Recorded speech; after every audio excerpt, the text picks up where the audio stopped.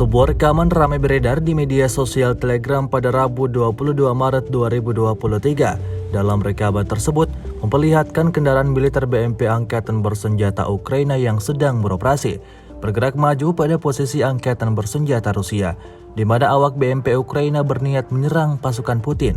Namun naas belum juga meluncurkan serangannya, kendaraan militer BMP Ukraina tersebut hancur meledak dihantam artileri Rusia, seperti yang terlihat dalam rekaman. Akibatnya, selain gagal melakukan serangan, pasukan Ukraina juga alami kerugian besar.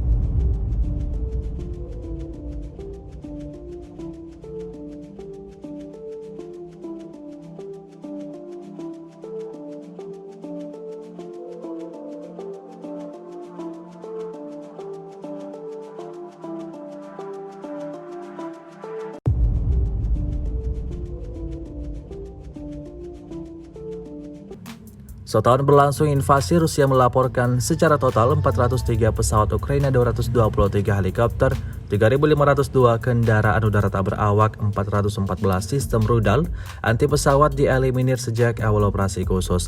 Sementara itu dari kubu Kiev, Kementerian Pertahanan Ukraina melaporkan 960 tentara Rusia dieliminir dalam 24 jam terakhir.